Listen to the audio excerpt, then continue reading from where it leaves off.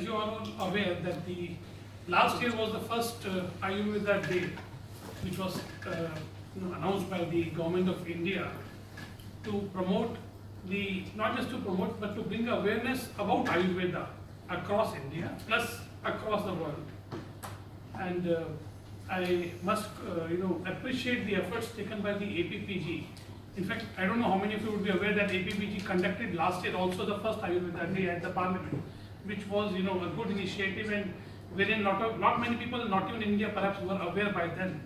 Now of course there are many more people aware of this particular initiative being taken by the government to promote, and not only just to promote, to bring it in the mainstream. As Vans Verma was suggesting that there's a mystique around Ayurveda.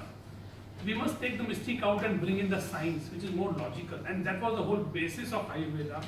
And those who can go through those scriptures which were written and understand the philosophy can talk more about it. I am not an expert on that. But what Ayurveda does, unlike my understanding of allopathy, is to attack just the illness. It takes the whole environment together, not just the illness of that particular part of the body alone. So which is the whole sense, and try to more cure through not just naturopathy. Of course there are herbs involved. The herbs are nothing else but the chemicals which we get naturally, not synthetically generated, and perhaps that's how they have a better effect. That's what, as an engineer, as a science person, what I can have a better understanding, of course, do not in the depth. So I find it's a great science, and the more we make the world aware about it, I'm sure there will be a better appreciation. Just like yoga. People used to talk about initial days, it's in a lot of different ways, but now when world over people recognized the importance and what all it can contribute. It has been taken up as an international yoga day, is being celebrated internationally, it is being recognized. So that's a good thing which is taken up. And what I must appreciate about APPG is to really start this particular thing in UK. And not only that, they are taking up across Europe. I understand in the European Parliament they had a session on the Ayurveda sometime last month, and of course in Latvia being spoken about. So that's very nice. And from the Government of India or the High Commission, I can assure that we will try our best to help in whichever way possible. The current government has taken a lot of initiatives and steps to streamline the things. We understand as and when things become popular, there are ways of everybody jumping in and suggesting. Just like when you say about yoga, they have all kinds of yoga now being spoken about. So I'm sure government is taking steps on those lines. And last 2 days during the international conference, you had the officials from the Ministry of Ayush, the ministry in India who looks after all these traditional sciences. So I'm sure they would have discussed with you and would have also talked about the thought process which is going on in the Indian government, how to promote these things further. And also now recently the government has laid a foundation of the All India Institute of Ayurveda in New Delhi. So shortly, just like what we have AIIMS, All India Institute of Medical Sciences, which is the world famous institute for allopathy and related sciences, you will find something on Ayurveda also. So I'm sure it's a matter of time, and it's really the initiative of all of you through, of course, on the forefront being the APPG, taking it up further. I'm sure we'll see many more, further things on Ayurveda, and anything else which the Government of India or the High Commission here can help. Please feel free. Mr. Ramajit knows very well that I am here available, though I'm not an expert, but then I am here as the the link on the between the Government of India and the UK, and we'll try to do whatever best from our side to help in whichever way possible. Thank you for inviting me for this.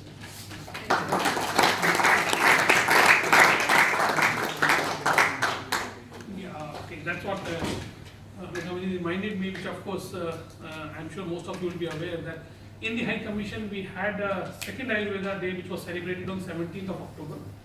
Now the dates, as of now, were changing just because the Ayurveda Day is on the Dhanvantari Jayanti, which is what we call Dhanteras in India, which changes every year depending on, because it's on a lunar calendar, so it won't be on the same date as per the calendar that we all follow.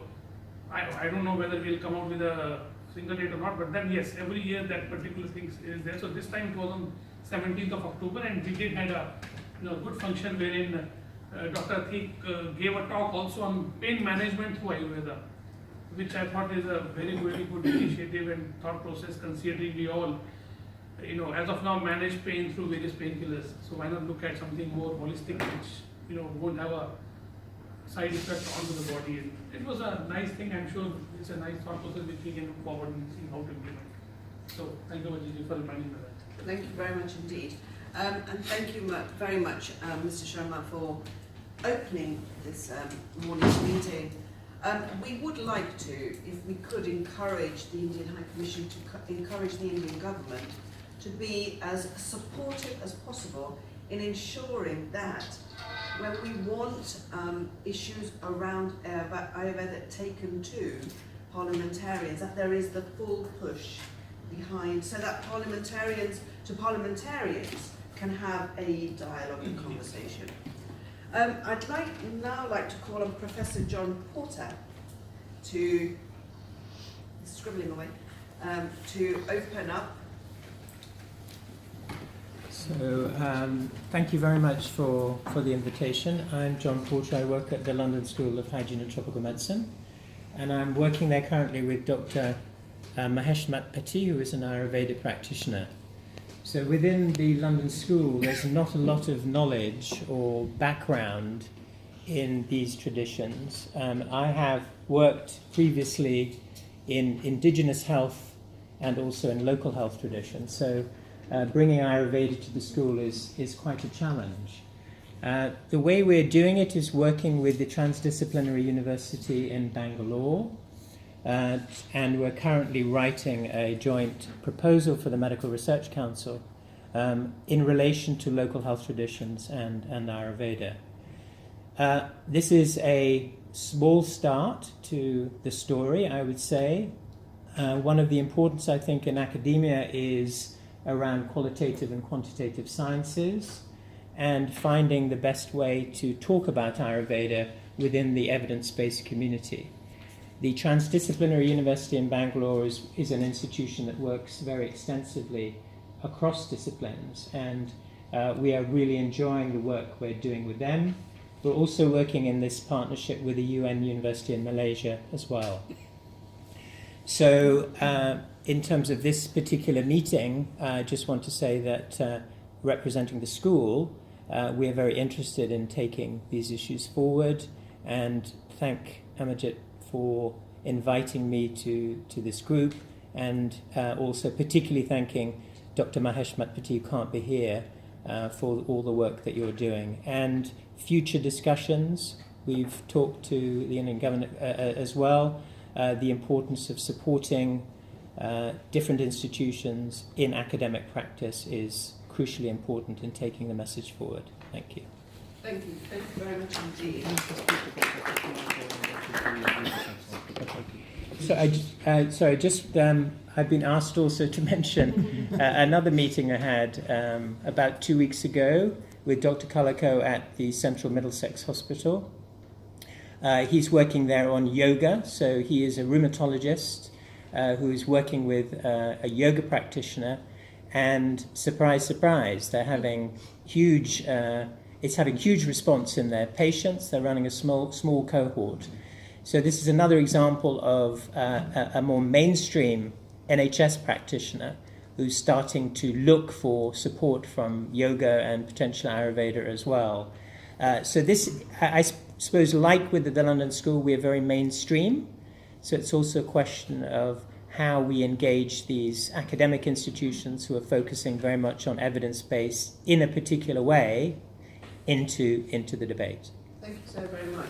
And of course, we need to help our NHS try and reduce the burdens that it has. And part of it, I hope, will be a debate that we can further about saying well-being doesn't necessarily mean in a hospital bed. So can I just add one more thing on that? The concept that we're working with the Transdisciplinary University is around the fourth tier. So the conventional system like the NHS has a primary, secondary and tertiary care. The fourth tier that we're focusing on is very much around individual self-reliance. It's bringing back the knowledge to individuals, to families and to the community. So the work we're currently doing is focusing in India, but all the relevance of the fourth tier is extremely relevant to the NHS. Thank you so very much, Professor Porter. Now I'd like to turn to Dr. Atik from the Ayurveda College. We had a really interesting session yesterday, so it'd be great to hear from you. Thank you very much for your kind invitation. Yes, we had a good conference. We were celebrating 20 years of the College of Ayurveda and also our link with Middlesex University. But main message that I'd like to bring is Ayurveda is a very ancient tradition. It has been with us very long time. But I would like to say that we are not in competition with the allopathic system or what the National Health Service provides. But there is a greater area where Ayurveda can concentrate, and which is the well-being area, which is the area of health promotion and illness prevention, as well as the chronic ailments. It's not the high-tech area of where the secondary and tertiary healthcare comes in hospitals. So it's not entering hospitals, it's more educating people in looking after themselves, looking after their lives. It's very much as Professor Porter said, which sits within the realm of the the tertiary care area. And this, to my idea or impression, knowledge is that we need to go more into the schools, and it is there where the education begins. It's the schools, the children from the schools who become the parents and the future generations. So it's to bring to them the concepts of healthy living, which has been beautifully illustrated in the ancient texts under Swasthyavrata. And today we are also getting one of the toolkits that you should have in every bathroom, the tongue scraper, which emphasizes that this sort of knowledge from the very beginning, if it is instilled in school children to look after themselves early morning, how to freshen them, how to be in touch with their environment, with themselves. Yoga is another very important aspect, bringing it into schools. I see in some teen yoga, where the children need to know that through yoga they can get in touch, in connection to themselves. It's knowing themselves is more important. It's to know how we feel, what we are, and then take that fear out of facing the day. And I tell most of my clients and most of my friends, and every morning when you get up, look into your mirror and say, what a beautiful person I am, and I'm going to have a great day today. And you will have a great day, and you are a beautiful person. And not just say, oh, I don't like this, and that sort of brings the negative impression. So positivity, which is more important. And in entering into schools, in nutritional education, it's another very important area in the schools. Nutrition does not just mean what is on the table. It's more than the proteins, carbohydrates, and calories which is on our plate. It's how we digest the food, how that food is absorbed and assimilated, the company we keep, the time we keep to eat, the type of food that is suitable for your own constitutions, and how to manage that. And it's not just eating. Eating does not reach the cell. There's a long way, as I mentioned as well. There's a long way between what we put in our mouth and what reaches our cell, where the functions can take place. Until the nutrients reach our cell, nothing happens. And between the mouth and the cell, it's a long distance. So, and every area, every part of the pathway, there is certain interactions, and understanding this and the qualities of this interaction, not just the chemical basis. We just look at the chemical basis. More than the chemical basis, our body has certain qualities, certain energies, which are very, very important, we need to work with. So this type of education, this type of training, we need to begin from the very early stage. And it's over a period of time. These early school children are going to be older people who are going to live a long life, who are going to have certain chronic infection, which could be prevented.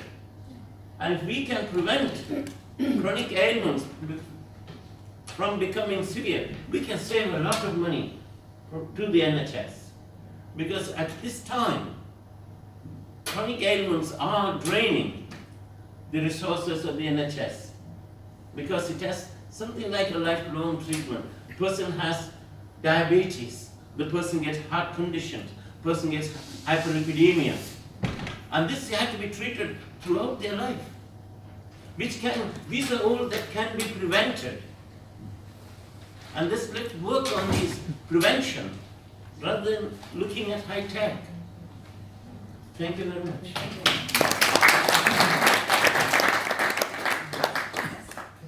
Apologies, Professor John. No, well, let me do it right at the end, because I think if we have the interaction right at the end, that'd be great. That's okay.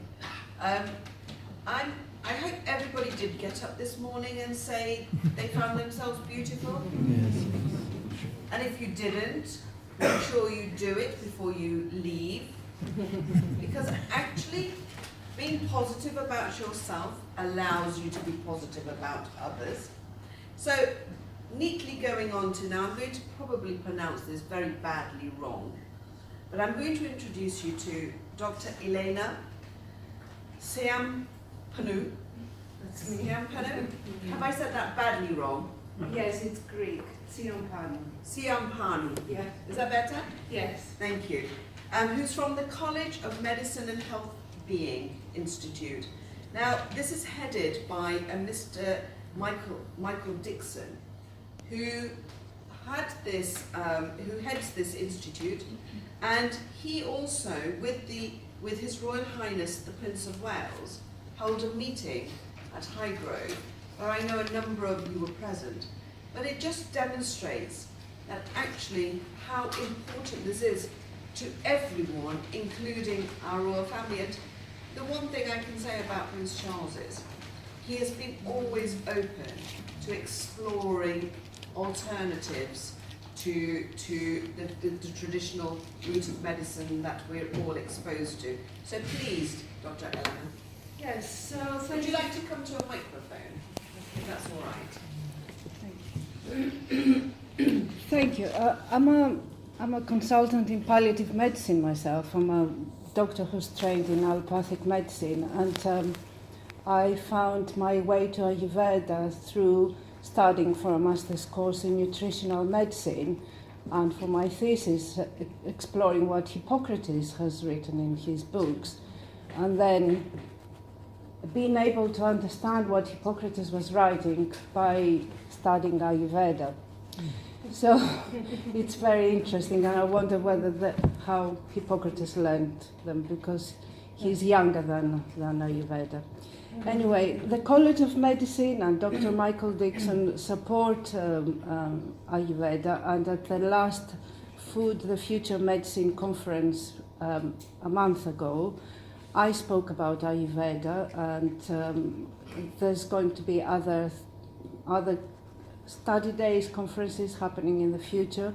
But also what Dr. Michael Dixon did was he signed an agreement with the Indian government to do research on yoga, and I think it's Professor Debbie Sharper at the University of Bristol who's going to organize that, and I think it may be randomized trials. But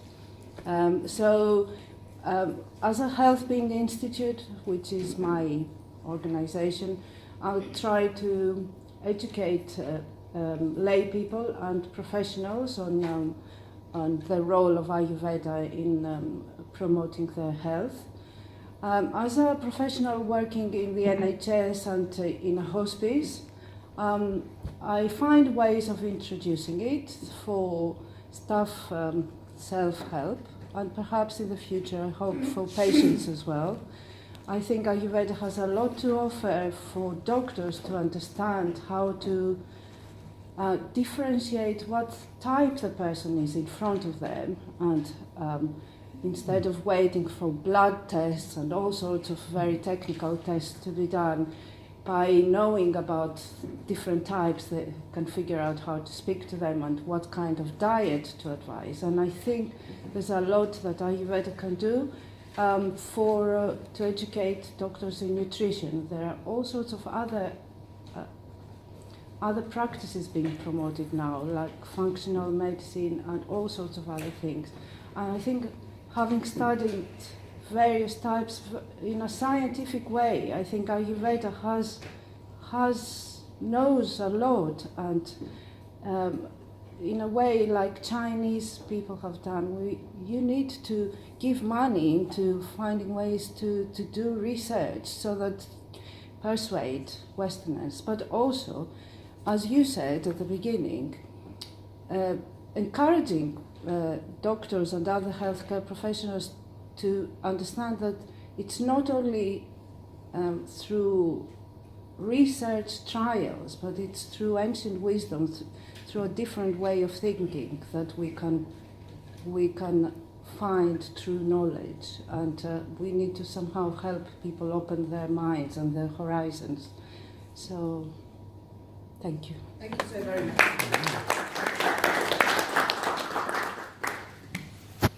And if I may now call on Mr. Again, I'm going to ask for forgiveness right at the beginning, but my pronunciations are not that great. Professor Madden Tangavelu. Tangavelu. Thank you. Tangavelu. Tangavelu. It's a very good Welsh name. It's from the European Ayurvedic Association. Thank you so very much. Thank you for having me here. Thank you for giving me a chance to present. I want to do two or three little interventions. One, I want to present the progress. I represent the European Ayurveda Association. I want to present the progress Ayurveda is making at several locations across Europe, with help from the different Indian missions in different locations. So, first one is in Germany. We've been interacting with the mission in Berlin, and we've had great help in organizing the second European World Ayurveda Congress that was held last October.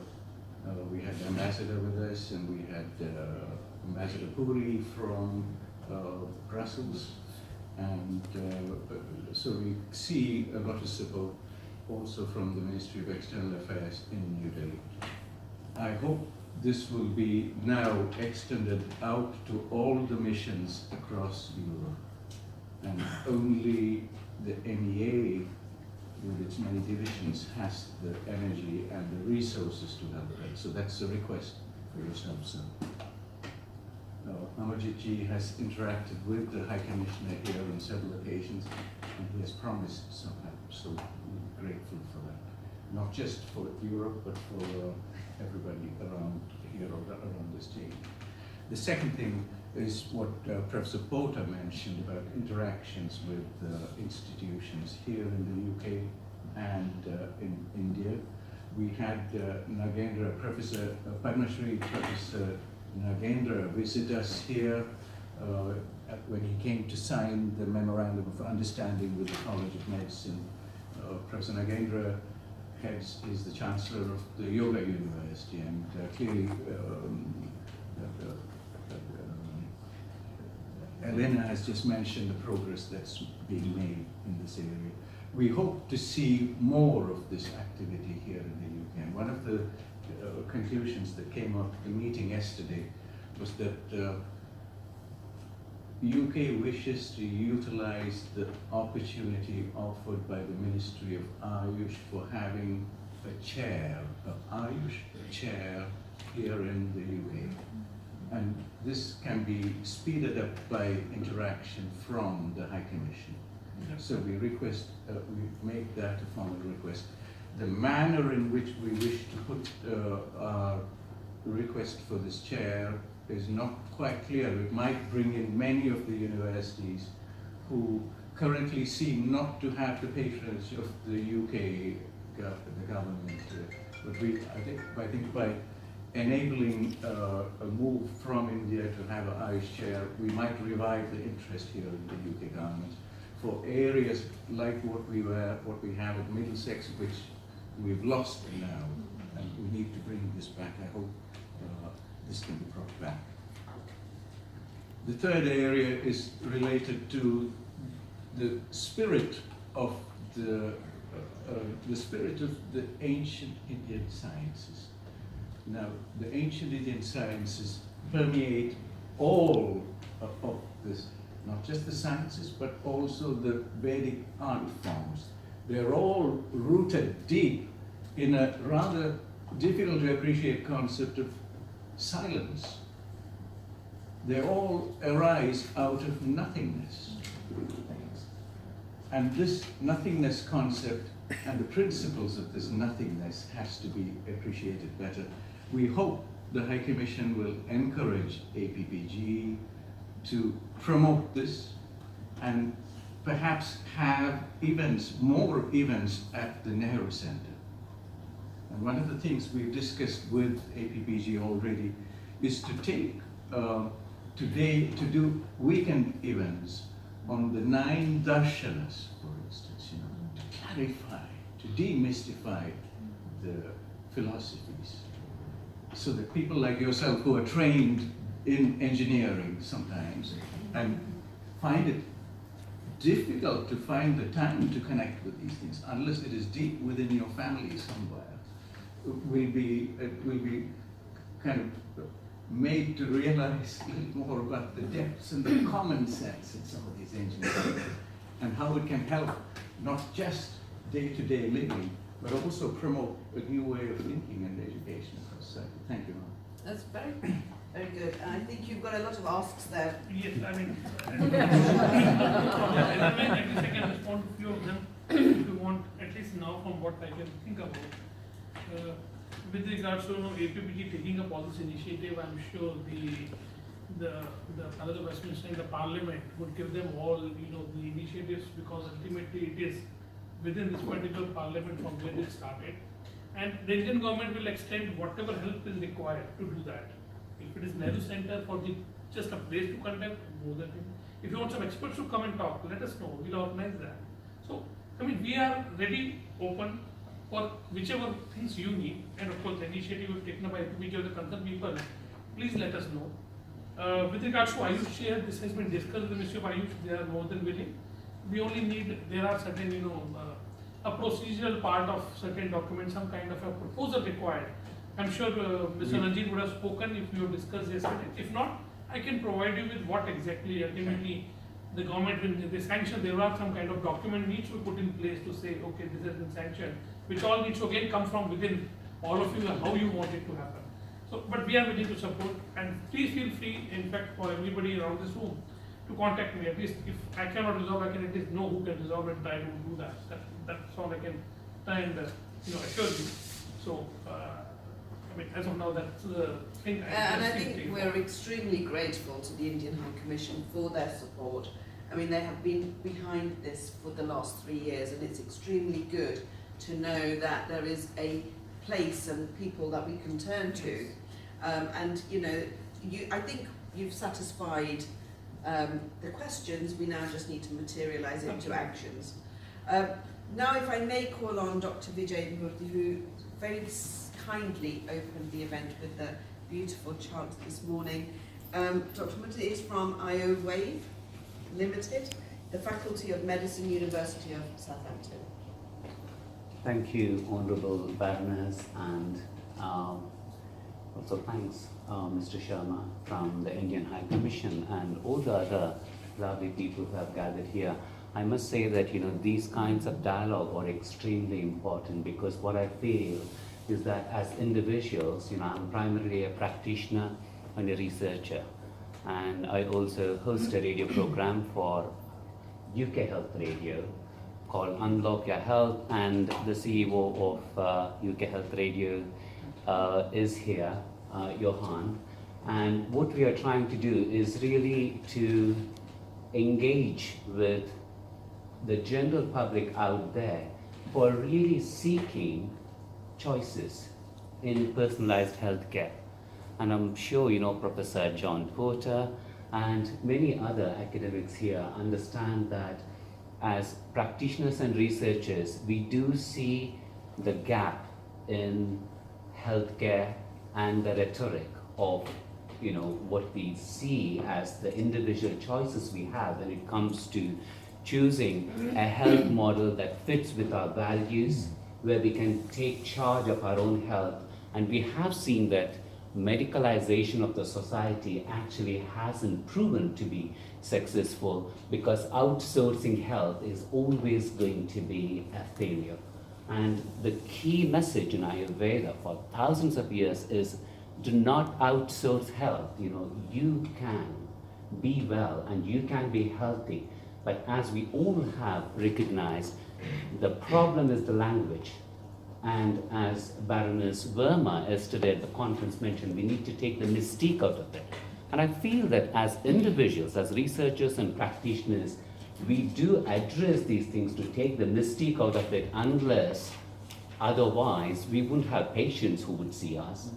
Researchers would not get the grants unless we are able to articulate in a scientific way to gather that attention for the topic of Ayurveda to be worthy of investigation. But however, I feel that one of the things that we are lacking is dissemination of the amazing work that many people in this room are doing, and we need a platform. And I'm so grateful that the All People's Parliamentary Group, for which Bamraji has been working very hard for years, is actually bringing people together, and a political support would be extremely necessary. So what I'd like to ask this particular group is, we need to come together to write a white paper which looks at the strategy for integrating Ayurveda for UK's healthcare that's relevant to the UK. Although we live in a global world, when it comes to health policies, it has to be relevant to the culture and the context. And I request that Mr. Sharma would take some lead in actually linking with various professional Ayurvedic associations in this country in order to take this forward. One of the initiatives that the Ayurvedic Practitioners Association, who I represent, is doing is I'm leading a research project which is a national survey of Ayurveda therapists and practitioners to understand what do Ayurvedic therapists and practitioners in this country do.